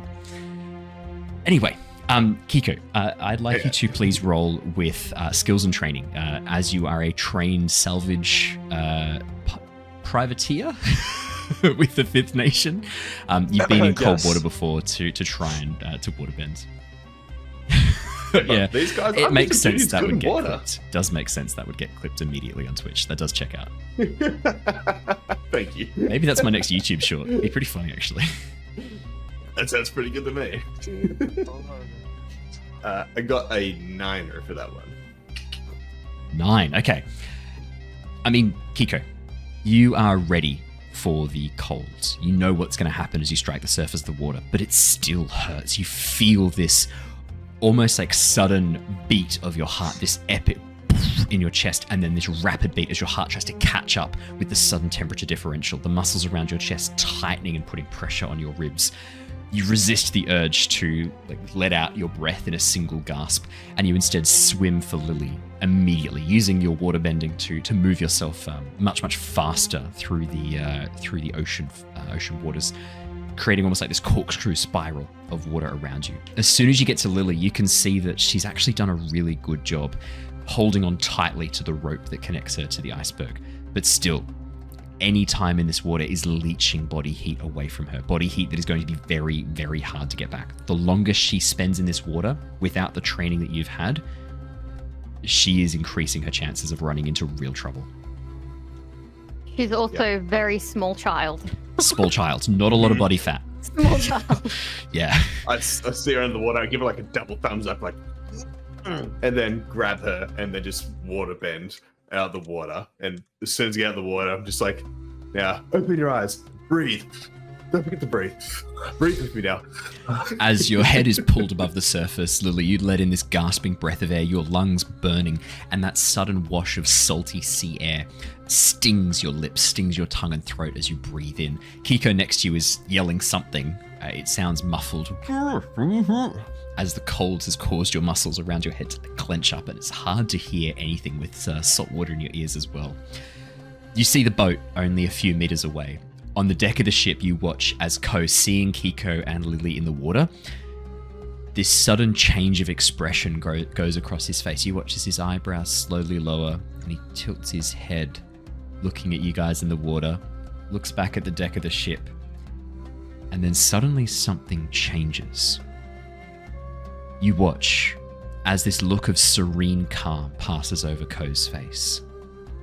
He pulls his arm back, whips forwards, and then begins building up this swirling motion around him. Keeko, the water underneath you begins to twist and boil, and a sudden moment later, you and Lilly are pulled aloft into a water spout rising up from the surface of the ocean. This boiling, rushing water underneath you, propelling you up before depositing you on the deck of the ship. As soon as you touch the wooden surface of the ship, you are suddenly, both of you, covered in this thick fur, as Ko grabs both of you and wraps you up in a fur blanket. Immediately. Yeah. Lilly, Thank you. you are so cold. It feels painful. The water almost had become comfortable. The air now chilling you even further. Your cold clothes and skin feeling like daggers in the icy wind around you. But that warm blanket starts to feel a little bit better. Slowly. Shivering's good. Keeko, can you dry this off? Yeah, I can do that. Like, just give my shaky hand and just if it's could be the best worst water bending in a way. It's just instead of a nice flick the water off someone, it's like a shaking it off them nearly. I'm gonna get a skills and training roll, please, Keeko. You are gonna have a -1 to this because it is very hard to waterbend when you are shaking, when you have involuntary muscle spasms. That's what I'm picturing. Yep. Skills and training, you saying? Yes, please. 8 looking great. 8 looking great. That's down to a 7, but it's still a success with consequences. Keeko, as you begin waterbending, you know in these situations, if you cannot get the clothes dry quickly, they need to come off. Otherwise, they are just going to cool you down even further. But with your waterbending, there's one surefire way to get the water out of the clothes. Just freeze it solid and then brush it off. which is what you do as you concentrate and then like shaking. Close your hands immediately, all of the water is pulled to the surface and freezes. This is actually standard water tribe practice for getting water out of clothes, is to kind of freeze it to the surface and then brush it off. Because it's much easier to brush off like ice crystals that are fully like dry and fully frozen than it is to try and get them out of the clothes. And as you pull it to the surface and then freeze it, immediately noticing what you're doing, you watch as Yara rushes in Lilly next to you and begins brushing off the ice crystals from your body, not even waiting for like, she doesn't even wait to ask, she immediately rushes in and begins brushing you down, getting the ice crystals off your clothes, which are now all of a sudden very stiff and slightly frozen as she starts brushing off the ice crystals. Behind you, Keeko, you feel very, very gentle hands, surprisingly gentle hands beginning to brush you down. And as you look up, you see Ko standing above you. I'm not. You see Ko standing above you. I'm not going to let you freeze. Thank you, Ko. You have the hands of an angel. I moisturize. It's important to have good skincare regime when you spend so much time out in the salt air. That makes a lot of sense. That is good. You have very supple lips, I've noticed. Oh, why did I say that? Keeko's a bit distracted at the moment. Jedd, you notice that Ko's face, little spots of colour appear in his cheeks as Keeko says you have very supple lips. Keeko seems too distracted to notice, but you notice. Got it there. Interesting. You see little spots of colour in Ko's cheeks, and you watch as Ko clearly was about to launch into some incredible monologue about the importance of moisture. It's like the same with like he is eating. speechless. He just stops. Speechless. Okay. And there's a pause as he stops brushing down Keeko, and then sort of hurriedly starts brushing him down. But there, little spots of colour on each cheek, little rosy spots. You're just making boyfriends everywhere. Like, every mission we've been on, you've found a guy and you're like, hey. The first one was very unexpected because it just started Brandon started really flirting with him, and I was like, okay, all right, I can roll with this. So Ko's deliberately in there for this is me 100% being like, all right, let's see what Keeko's. Let's see what happens. I want to see how Keeko responds to the situation. See what he's thinking. I'm trying to figure out if Keeko is if he's a little bit biased something here, or whether or not he just does this and doesn't realize what he's doing. I'm trying He to work this definitely out. strikes me in the Bit of column A, bit of column B. Bit of column B. He's figuring himself out here. He's got too much riz. I definitely get from Keeko a bit of a vibe of hey, I like everything. That's the vibe I get from his character, being like, yeah, I'm up for fun. I don't care what form the fun takes. I'm in. That's it. I think it's the out in the ocean. That's why I joined the Fifth Nation, baby. That's exactly. It's the freedom, right? Coming from an oppressive culture that dictates how you should act. The Fifth Nation was all against that. True, they were also all about piracy, which was a bit of an issue as time went on. Yeah. But you win some, you lose some. You win some, you lose some. Then we had some. Yo ho, Sebastian. Let's go far away, somewhere where the captain won't be mad. Would you like it to be canon that that's why Keeko joined the Fifth Nation? Because he heard that song and was like, yeah, freedom sounds great. I don't want anyone to be mad. Let's do this. I haven't thought about that song in years. Oh, it's funny. And this is a little bit unrelated. I guess this counts as a derail, but I always associate that song with the Mariner's Revenge song. They're very, very different songs, but very much in the same vein. If you've never heard the Mariner's Revenge song by the Decemberists, you are missing out on what I would describe as audio violence as the song. No, hear me out, because the music is this very awesome sea shanty, but then I don't want to ruin it, but there's a bit at the end, there's a section at the end which is just an instrumental section, and it is violence in audio form, and it is incredible. There is nothing like it. You need to check it out. Oh, Mariner's Revenge song is incredible. Music. I can sing the entire Mariner's Revenge song in the voice of the singer. I learned it because it's so good. I am not doing that here. There is no amount of peer pressure that can make me do that. That's enough of a derail. As Jedd, as Lilly and Keeko are, no, Bree's mum, you're not peer pressuring me. I saw before, I have to say, it was a pretty incredible moment when I was told that I did a bad dad joke, Daddy, by Bree's mum. So I gotta say that was a moment that it's gonna haunt me for a long time. How you know you've made it in Twitch, right? Yeah. If you're wondering what Ko's face looks like with the spots of color, like this. Carrying on, please. As no, there's no pretty please that can make me do it. I'm immune to peer pressure. You have to care about what other people think of you to be susceptible to peer pressure. You look like you doubt me, Bree. The old you would have done it. The old me would have. I doubt that you don't care what people think of you. I don't. It's not that I fully don't care. It's more that like I'm more than welcome. Like I'm always keen to call a bluff, and now at this point, I feel like the bluff is me not doing it. So I'm gonna not do it to call the bluff. No, that checks out. I'm pretty sure you're scared. Yeah.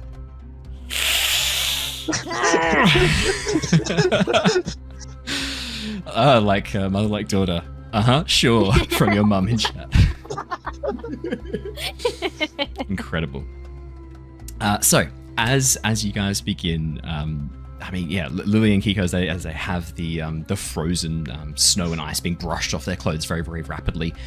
You can see Yara like being very, very careful and very gentle with Lilly, but desperately trying to get all of the ice off. In fact, as she sort of gets the main bits off your chest, Lilly, she sort of pauses for a second and goes, "Sorry, I just the cold. We have to get the wet clothes off you straight away. I have to get all the moisture off, or you're going to be in real trouble." You okay? Just really cold. Yeah, I'm working on it. I'm working on it. Where can you tell me where it's like where there's more ice? I'll get it off you right now. You just tell me where I need to brush. And just kind of like shake like a dog. That works. As you watch his ice flies off you. I'm like, did Keeko also do that like to my hair? Like, yeah, your hair is like, directly upright and frozen into like a stalagmite. Yeah. Yeah, so I'm just like fully like all over body shaking, head shaking, like. Oh, falls like a dog, like. Basically. Do you do that thing that dogs do where they do like the back legs one at a time as well? Like stretch out the back leg and like shake it out? Yeah, but I'm not on all fours to do that. I'm just like shaking out my legs. Because Brandon asked you on all fours and you said yes arms. before, so I just wanted to know like how far. Yeah, well. just doing the stanky leg. Just. Yeah. Jedd, as you watch Whipping these two. Nay-naying. As you watch these two shaking themselves out, Lilly shaking herself like a panda dog. What would you be doing, Jedd? Checking in front of us to make sure that we can still get through. The large iceberg that is now floating in the water, you watch as it slowly begins to turn over. The section underneath the water obviously having melted much, much more after exposure to the water. And as it slowly rotates and shifts and bobs in the water, smaller waves are rocking out from it. But you can easily see a pathway through. It's just this section of sea ice has caved away. Jedd, with the massive chunk of sea ice having broken off the section of the ice shelf, you swear you can see something in the ice wall. Where once this iceberg was and it's now fallen away, it almost looks like canvas or something embedded in the ice. I was waiting for you to say a sky bison. Yeah. Ang hasn't been born yet. It's a long time. We've still got like 200 years until Ang's born. On my list of things to do, that becomes number 2. Number 1, get that bear trap. Okay. Thanks, Jedd. As you airbend over and unclip the bear trap and fly back, you can see Lilly is still holding onto the rope. I'd say at this point, Lilly, like survival instincts, you're not letting go of this rope yet. You don't feel safe. You don't know what's going on. You're freezing. You're just holding onto the rope. I put the closed bear trap like just near her, so like she can't like sort of trip over the rope if it's too tight or anything. If she tries to move.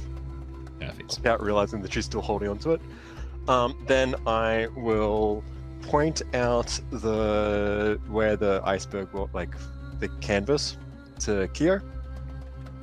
That's maybe an old campsite. Sometimes when they get bedded in the snow and ice, it compacts down with each melting of the snow as summer comes and then forms again when fresh snow falls on top. It could be an old campsite. It is strange though. It is very far out on the edge of the sea ice to be a a fishing site. We are not that close to Wolf Cove here. Would there be a perching point up there or not? On top of the ice? Yeah, man, of course. Is that near like close enough to the canvas to get a Yeah, look? it's not like meters deep. That would mean it's like It's not hundreds meters of deep, years it's- old. it's like- yeah. You pull out I'm Avatar like, I don't know. 1's skeleton as you like reach out of the It's like, ice. oh Jesus! I put this here. So every few centimeters is like a year. Even less than that. Every like few millimeters is a year. It's very much close to the top. It's not Okay. It's not very deep in the ice. Deep. Oh yeah. This isn't Cool. like an will- ice core sample. You're not like pulling back Oh, like Avatar dinosaurs out of the sea ice. Can there be Avatar dinosaurs? Oh, I think there are now. Yes. Could do like pre Avatar era where you go back to like the like why else would the humans be living on lion turtles unless there were dinosaurs? Boom. You just want an excuse to make pterodactyl screeches.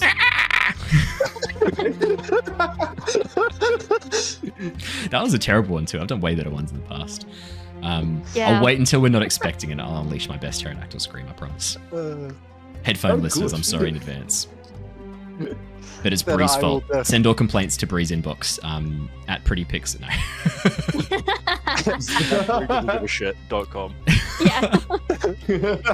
At this is my junk folder. Yeah.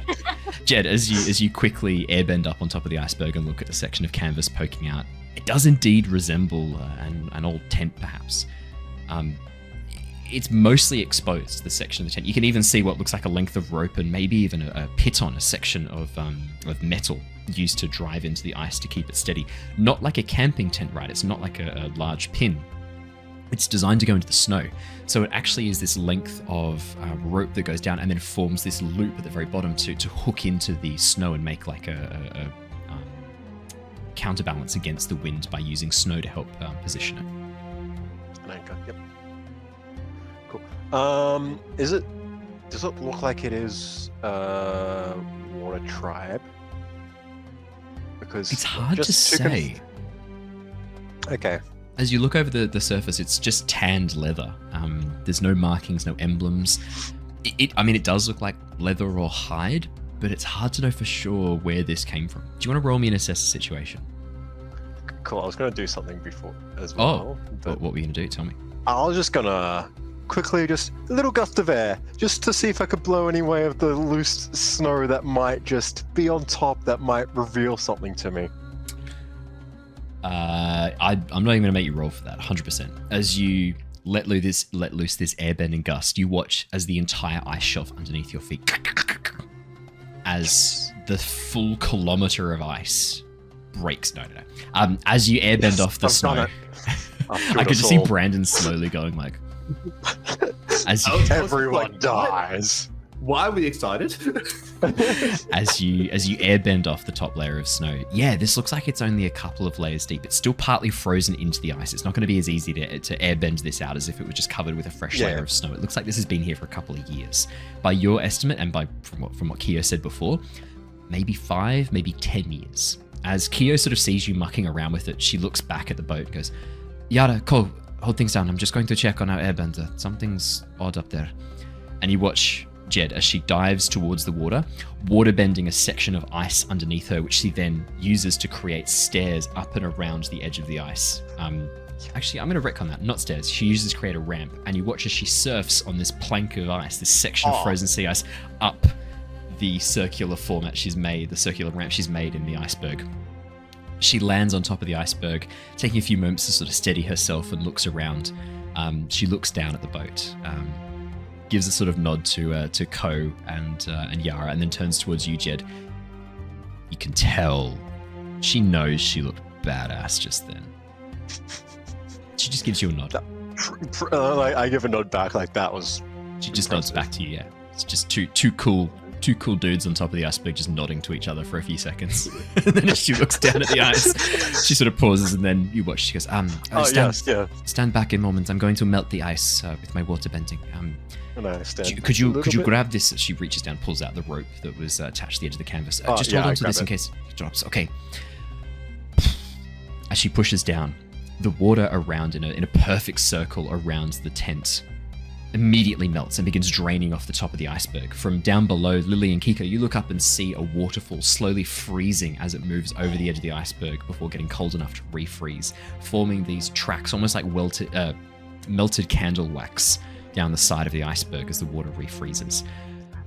Up on top, Jedd, you can see the remains of a campsite, but not Water Tribe. This is an air nomad tent. You can see yellow flags fluttering on the edge of the entrance, and it looks like the tent is partly collapsed. But there's definitely some things inside. You can see underneath the canvas that has collapsed on top, shapes. It's hard to tell what they are, but there's a few items inside this tent, the canvas having collapsed on top.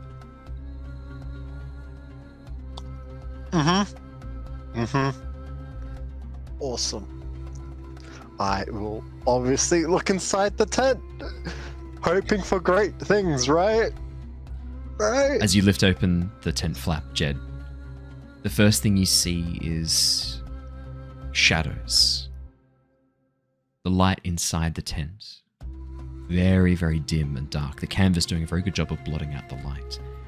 As your eyes accustom to the gloom, at first it looks like a bundle of rags, or maybe clothing piled up in the corner, before you realize it's a very old, wizened corpse. The blue tattoo on the head, reaching back down along the back, has faded as the corpse has been slowly mummified by the cold and the wind. It's an air nomad. Probably a man, judging by the robes around. No facial hair, no head hair, interestingly enough. The robes are much more of the cut of the male monks, and you can see a large rosary with large spiraling wind patterns around his neck. Clutched in his hand is what looks like a scroll. The corpse's fingers grab onto it tightly, ripping it, even in death. Next to you, watch as Kyo sort of like shakes her head. Oh no, I did not know that monks came out this far to the ice. What was he doing here? Neither did I, but there's only one way to find out. As I reach for the scroll. As you grab hold of the scroll and try and pull, the corpse comes with it. Okay, I was going to be like gently, like sort of unravel the fingers, then. You can do that. Yep. Because I don't really want to disturb the body too much. I do want to make a prayer after this, just like. As you slowly unwrap each spindly, misshapen finger from the scroll and lift it out, you can see that this is quite a simple scroll. Just a length of paper wrapped around a central wooden shaft, the symbol of the Air Nation, the spiraling winds on the top and the bottom. But there's a slight difference to them, Jedd. Rather than the three spirals all moving in different directions, you can see that they seem to all be moving as one. A symbol that you've not really seen before and don't really recognize. Why? I don't know. I know what you're talking about. I know what you're talking about. Can I open it, or is it too? Can I open it, or is it's amazing how much that face distracts you. Can I open it, or is it too frozen in like water? No, that was not going to get it. Too damaged to open it without ripping it apart. It's definitely frozen solid. The water that has covered it. It's actually not. Sorry, let me rephrase. It's not actually wet. It's very brittle. The cold and probably the humidity inside the tent that froze into it at the time in which this monk died has made the papyrus very, very weak. But if you could get this somewhere and thaw it out slowly, you reckon you could get this open, 100%. Cool. I will then just put that away safely somewhere in like one of my mini robes. Looking around the rest of the tent, Jedd, could I get a assess a situation to see how much you can see? I want to see how much you get out of this. Jedd in the game is like, oh no, this corpse, we've got to treat it with care. 11. But Andrew's like, I'll kick this thing off the cliff. Jedd, as you look around the inside of the tent, the few meager possessions of this monk, you can see some supplies. You can see there's a rucksack that seems to be full of warmer clothes. The monk is definitely wearing, on top of his normal air nomad clothes, a much thicker dyed yellow cloak, fur lining around the inside that was meant to keep him warmer, a fur hood, but he wasn't wearing them. You can see that these are still stashed inside the backpack, this much warmer cloak, unused. The monk was sitting there in his, now that you look at it, summer robes. Way too underdressed for the cold, as if he had taken off all of the warm clothing that would have been keeping him safe. In fact, as you look through the tent, you can see that most of the clothes designed to keep him warm, undershirts, thermals, are just folded, stacked up next to the backpack. It's almost as if this monk He wanted. hastened its path to the afterlife. Now Its you said path he to had. reincarnation. Yep, you said he had like the neck rosary on him. So it doesn't look like he was kicked out of the air temple then. Doesn't look like it. Okay. Cool. Actually, cool. 11, Cool, right? cool, Absolute success. Cool. Jedd, as you look at the corpse, it's hard to gauge age. It's hard to gauge much detail because the corpse, the skin is sort of shriveled It's and frozen. petrified around it. But you do notice something unusual. In the side, the red-orange robes, the colours look a bit off, a bit stained. And as you slowly peel aside the layers of clothing, you can see a cut in the skin, a large gash along the side. You realize it's dried blood that has stained the robes here. This monk was injured, badly injured, when he went to hide To a out in point his where he tiny could- tent. To a point where he couldn't recover and decided to accept. Cool. What a lovely time this is. You would know that the rosary that he wears probably should go back to one of the temples. I mean, this monk is just sitting out here. You don't have the ability to Well, yeah. return him to the No. temples here, but the rosary you could take back. Would there be anything to be able to identify him? The scroll likely might have some information. The rosary might. You can see that it's been hand carved. Maybe someone will recognize it. You cool. might get lucky and find someone who recognizes it at the temple. Yep, cool. Otherwise, I mean, you can see his backpack, the backpack that he had with him in the tent. Maybe there's some stuff in there. Cool. I will take off the rosary and then do like a little prayer, the best I can for passing on, and just because I can't do anything else. And then I'll also just grab the backpack just to be able to go through it at a better time and see if there's any clues as to what happened and why. Perfect. But I suppose it's more in the scroll. As you pick through this monk's clothing, you see behind you Keeko giving you a bit of space, realizing that this is a moment of she's respecting air nomad culture here and taking a bit of a backseat, letting you handle this as a member of your tribe, a member of your people. As you finish and step out of the tent, she sort of glances inside the tent, goes, in the water tribe, when we pass a body on, we gift them to the waters so that they may rejoin the source of life. I know that this may not be what you monks do, but unless there is a way that you can give him peace, shall we? He has already been reincarnated, I'm sure. I know that. Yes. Yeah. It's already. There'd be nothing. Yeah, no. Let's do that then. Yeah. Okay. With your permission.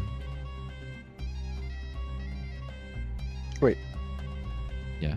I have flammable twine. Jesus Christ. I don't think the air nomads burn their dead. I'm gonna go out on a limb. Yeah, we're here. doing I'm gonna say Viking they route. probably Oh, don't. it's just an offer. Yeah, but if Jedd dies, Fucking I want a pull one out Viking for you. funeral. Let's find out. Is there like a specific? Yeah, how do they? Do we dispose know of- what they do with their dead? Let me have a quick look. Is this, I'm like gonna see if we know. is this like a sky burial? That would make sense for like Ooh. an nomad. Sky burial? Yeah, That's it's pretty kinda much just let intense. someone do exactly this. Leave them out in the sky. Leave them out in the. Leave them out in the ocean. Yeah, I think Actually, that is. It probably would be because that's what the Mongolians did for a very, very long time. Tibetan and Mongolian culture. So it's probably, yeah. To be honest, Then no, I'll veto what I just said. no, to no. agree He's to that. he's doing what he wants. You bury him. Like, you Bury them. yeah. Jedd, I mean, There nice. is a Reddit thread that says in Nepal and Tibet, Yep. which is what air nomads Yes. were inspired from, they would take it to the peak of a mountain and leave it there for birds to come and eat the body. This way, airbenders can continue to soar in the sky. Sounds like a sky burial to me. Absolutely. Yeah, Jedd. I mean, body needs to come out and needs to be propped up somewhere where it's not going to get covered with snow so easily.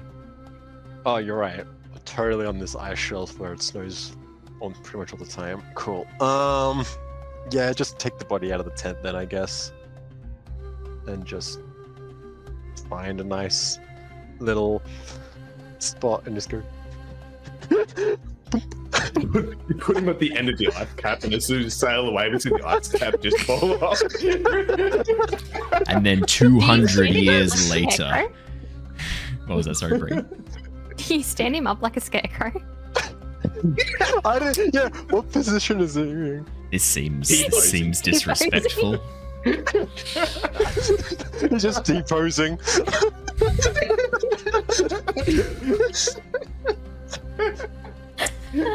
I knew there was a weird energy here tonight. We found it.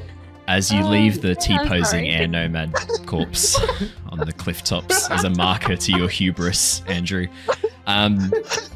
you and Kyo rejoin the rest of the boat. As soon as you get back, he watches Ted sort of looks like and goes, "Bro, what'd you find up there?"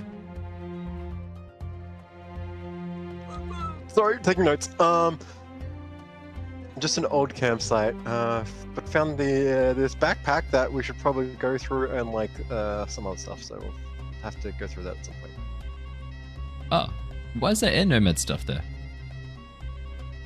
Old Nomad camp. Cool.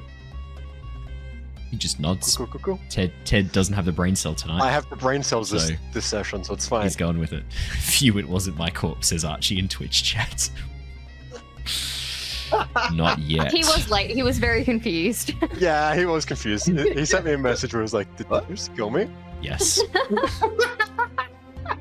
I'm so tempted to do that. You're I'm ready. so tempted to put the voice filter on again and get like really angry at Archie, just so he can experience it. Fun fact, once is that enough. voice filter did not actually work for Twitch. Oh, could they Yeah. not hear it? Watching back the clip. Nope. No, I did Oh. not. Ah, Should So I they do it missed again? the Should really I do it fun- again with the filter on? I feel like You it's have to. important. It's Do you want me to gotta- yell at you again, Brandon? Let me it's just get back in the gotta- headspace of being really angry with you because of your. Maybe just yeah. check, because does it need to go through a different source on OBS to be able to pick up the filter? Quite possibly. Let me just get my head into the headspace. Okay, I've got it. Get your head in the game. Get your head in the game.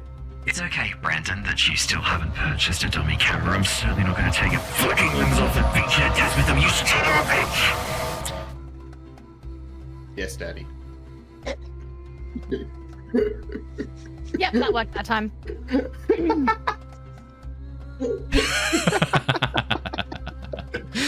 Cool. Wow, it was just me getting really angry with Brandon. I'm sad though because I think the voice filter does add an extra dimension of spite. So But then there's layers of people who are here and aren't here. It maybe just didn't come across in the no. clip. should be there now. Is it not? Could you? It worked that time? It worked in the actual stream that time. I didn't Oh, listen to good. it in the stream last time, but it That's didn't okay. work on the clip last time. That's okay, as long as it works. Hey, that's the all right. filter works. Hey. Thank you, Billy. Yeah. So As Ted, who doesn't have the brain cell, just accepts this information willingly. Did I read in the chat that Keeko and Lilly are just sitting on Ko's lap, letting him warm them? Is that what I read here? Yeah. Maybe. I said I like to think Good Keeko luck. and Lilly are both sitting on Ko's lap, being cuddled back to warmth. Then that's what happens. As each of you sit on one of Ko's knees, snuggling into him, Ko is surprisingly warm. As Keeko nuzzles in like Bella into Jacob from fucking Twilight. Really cold snuggles in. Sparkling from the ice crystals in my face. God. I reckon that's what made me think of it. Also, the fact that we've been paying out one of the characters in Curse of Strahd, who's a Dampier, and there's been multiple times where he's acted and come across as like Edward from Twilight. So we've been really mocking him for that, and he hates it a lot. So any chance I get to bring it up, I'm going to do it. A Dampier, is that like a really damp vampire? It's a really damp vampire. Jesus Just Christ. Yeah. Cool. The Wet-Nosed Bandits would know all about that. Yeah. Phil Owen is Team Edward. You'd be very wrong, Bree's mum. Have you not seen how long my fucking canine teeth are? I'm definitely Team Edward. Look at how hairy I am too. I'm clearly a werewolf. Wait, who did I say? Team Jacob. You should have You never said been made. Edward. I don't care. Clearly a fairy. I like to pretend I cared and then immediately prove that I clearly don't. Failed that really. Yeah. Yep. Okay. All right. I gave it a go. I tried to pull off that I cared. Obviously, I've been busted immediately. Fake that. Yeah. All right. Yeah. Sorry. Yeah. I'm Freudian gonna slip. buy and ship you a shirt that says Team Jacob on it. Okay. Sure. You have to wear it on stream. Go for it. No, that's okay. No, we all know why Team Jacob is terrible. Yeah. I've just remembered the. Yeah. Don't worry. We don't need to. I'm gonna have to. Yeah. Mm-hmm. As the boat continues on its way, terrible. passing through the sea ice, bumping aside sections of floating chunks of iceberg, the rest of your journey for the next sort of hour and a half, 2 hours, pretty calm and pretty quiet. No more sections of massive sea ice drop from the ice shelf above you, smashing into the waters, knocking you overboard. Over time, Keeko and Lilly, you slowly find yourselves warming up. Ko providing you with some much needed body heat, but without him paddling the boat and using his waterbending to propel it, slows down quite a bit. As you begin to round the edge of the far eastern corner of the ice shelf. Nope, I was right the first time. Far western corner of the ice shelf as you head towards Wolf Cove. You can see a large bay open up before you. Massive gates of ice stand at the very entrance to what looks like a rather impressive citadel, or once was. Much of the outer wall has collapsed, and you can see parts of the city, once constructed from ice and snow, parts of it have been clearly abandoned and left behind. As you begin sailing closer and closer, you can see many of the fishing boats that are out in the water show signs of wear or tear. None of them look to be very new, none of them are very large, most of them are much smaller outriggers. This looks like a nation struggling. Signs that it was once powerful, signs that it was once great. But the scorch marks and scars of war and what happened with the Fifth Nation are everywhere. Keeko, as the boat begins to sail closer and closer to Wolf Cove, you spy a large section of the wall broken open as if busted from within, which you very clearly recognize. You helped break it down when you were last here. And as the boat sails into the bay, you watch as Kyu sort of slowly turns and looks at all of you and goes, "Welcome to the Southern Water Tribe. It has seen better days, but sure it will reclaim its grand structure once again, once we have dealt with the remnants of the Fifth Nation."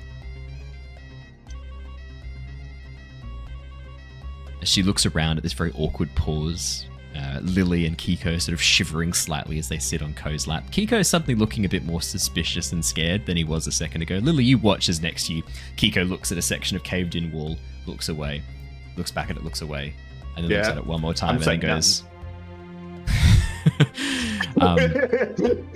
Something's up with Keeko. At the front of the boat with Kyo, Jedd. I mean, you know she noticed. You watch her eyes follow Keeko's, and then back to the wall, then back to him. As she slowly turns back to you, looking curiously, shall we say, at Keeko. Cool. I realize something way worse is gonna happen, so it's fine. This is okay. Share with the group. What do you realize? Do you have anyone here that remembers you, Keeko? That's a good question. Just throwing that out loud. Just maybe someone that might remember you joining. What, around Wolf's Cove? Yeah, I grew up in Wolf's Cove, you know, as a kid. Cool. Yeah, Yep. There's not someone who knows me around here. Yeah. Cool. Probably. Nice knowing you.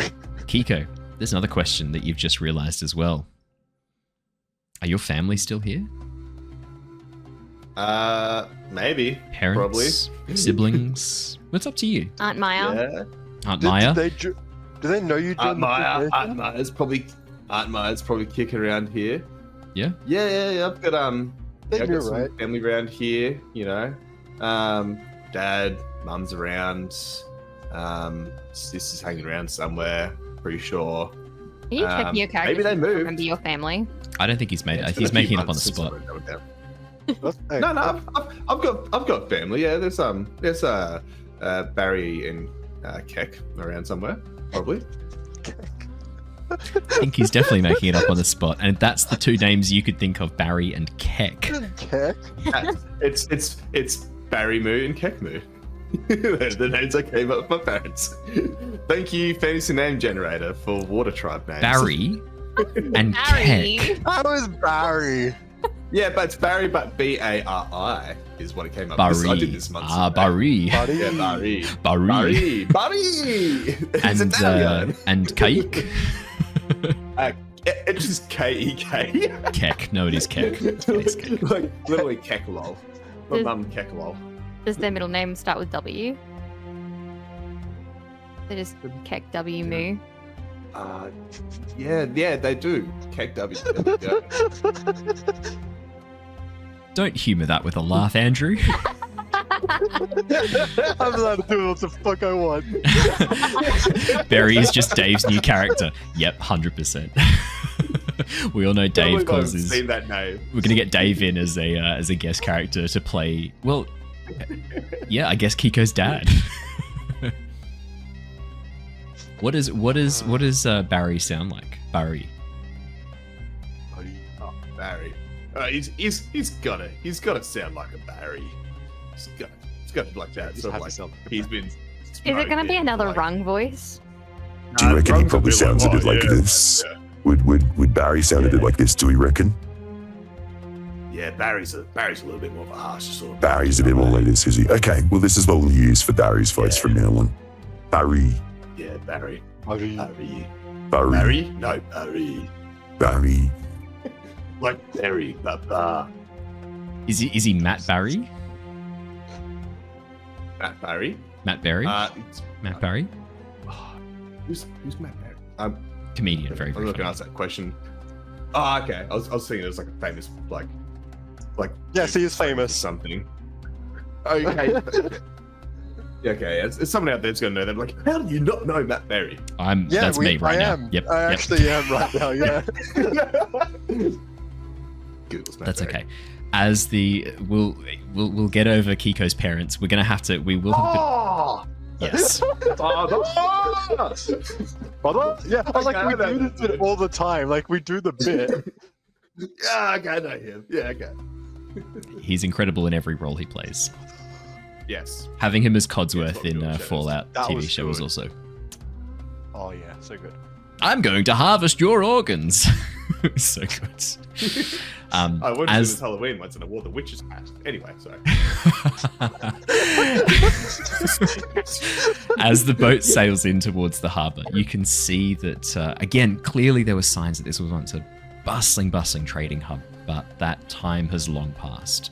You can see that there are a number of Water Tribe trading vessels in the harbour, a few signs of Earth Nation vessels as well, one of which must have must have recently come from Chameleon Bay, filled with all sorts of goods. You can see that it is loaded up with lots of supplies that you sort of can't really get a lot of access to at the Water Tribe. Things like paper, things like silk, as well as what looks like fresh fruit and vegetables being brought down from the north, from Chameleon Bay, currently being traded for large amounts of fur and hide to be used in tanning. As you dock up on the edge of one of the outer piers that joins off from this large central hub, imagine an enormous, like 20-meter wide, carefully frozen out of ice jetty jutting out from the very center of the city, moving out very, very far, probably 100, 200 meters from the shoreline, and then 10, 20 smaller piers, almost zigzagging off this central jetty. That's what the Southern Water Tribe looks like at this point, with the very large central point. I'm not reading out that comment from Archie. Archie, that's disappointing. As the boat docks in at the edge of the jetty, you're welcome, Archie, and you disembark. You watch as Coase ties up the boat and then stands to attention on the side. Another mission successfully completed, Captain. You watch as Keeko turns to him and goes, "Thanks, Ko. Why don't you take some shore leave? We're going to be restocking, and I think we will head out on our search tomorrow morning. 700 here. First bell." Captain, I will endeavor to complete all tasks. And then he lowers. He goes to march away and then pauses for a second. You watch as Yara, who is sort of wandering off, she gives the captain a smile, thumbs up, and then nods. She pauses, she looks at Ko and goes, "Ko, what's wrong?" Ko slowly turns around and goes, "New friends. You have nowhere to stay in the city." There's a lot of effort going into this thought. Steam starts. Is he offering his bed to Keeko? Is he? What is he like? Is that? He's was just he in the at the sentence? moment. That was at the it, moment, right? he stated a fact as if it was a question. It's hard to say exactly what's going on in his we mind. need to find lodging. I think is Correct, Ko. Yeah. yes, correct. My mother runs a tavern. Would she you have like? places for us to stay? Yes. Would you like to lead us there? Yes. We would really appreciate that. Thank you, Ko. No problem. Follow me. As Ko begins leading you down the city streets. And I think that is where we'll wrap up for tonight. Andrew, no, what were you going to say? I was just gonna ask Key if they're like just don't bring too much attention. I know that, but just try to keep it on the down low that we're here to find that ship. Do bring up that because we are trying to bring it back to the Avatar, not to them. If there We are will Water obviously Tribe bring- sailors on board, we're going to be What was bringing it? them back to the Southern Water Tribe. There will be a mixture. There should be some Okay. wayfinders from the Southern Water Tribe here, as well as There some should of be the more crew people to from help. some of the crew from Chameleon Bay, maybe. If that is where the boat originated. It is Earth Nation in origin, no? Came from Chameleon Bay, restocked here. Restocked. Cool. I'm just trying to remember. I don't. Cool. I got.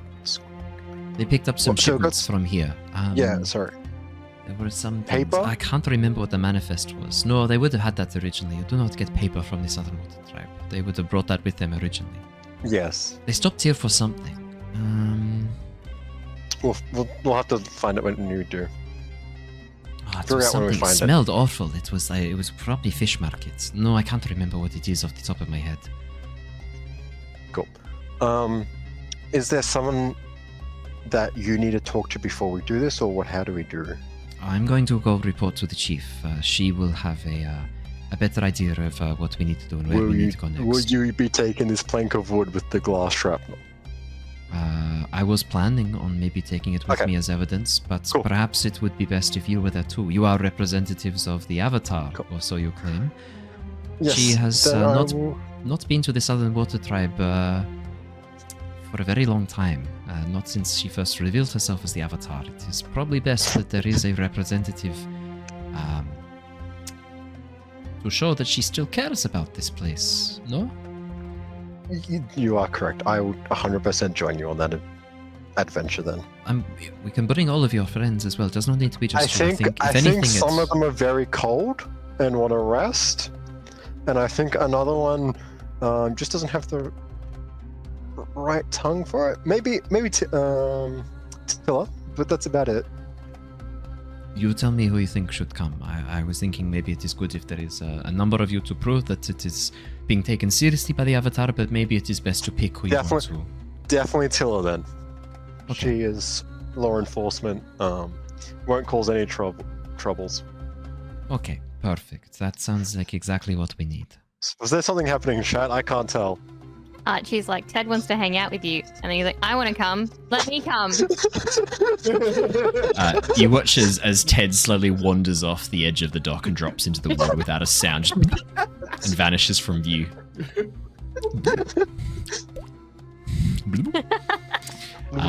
And on that note, as Ted... Jedd, you turn around, you see Ted right behind you. He sort of like puts a hand on your shoulder, looks you deep in the eyes and goes... I want to come. Jedd.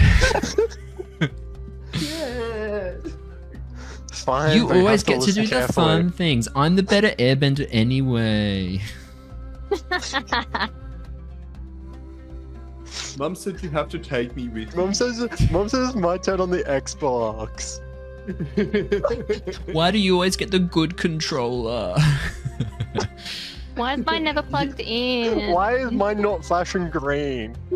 You get the magic controller. There you go. Archie says he always lets Jedd come. It's his turn. Yeah. Jedd, it's up to you if you want Ted to come with you. You may nominate him. Yeah, he can come, I guess. Okay, fantastic. Alrighty. And with that, we will wrap up there for tonight. Thank you so much for joining us, everybody. It has been wonderful having you along. Looking forward to having Ted and Tilla back to see what they make of all of this, and for Jedd to unravel the scroll from the petrified airbender. But for now, that is all there is. We are going to have to bid you a good night. We will see you all again very, very shortly. If you're watching on Twitch, don't go anywhere. We are going to go and raid our friends over at Corsair's Cove. Very appropriate, I think, for us to go and raid a pirate-themed D&D channel, given what we're discussing in our Avatar Legends campaigns at the moment. So I will get that all teed up. If you're watching us on YouTube or listening to us on the podcast, thank you so much. It's always lovely having you here. Make sure you hit that like and subscribe button. Really, really helps us out. But from all of us here tonight, stay safe, stay well, and we will see you all again very, very soon. Good night, everybody. Bye. Farewell.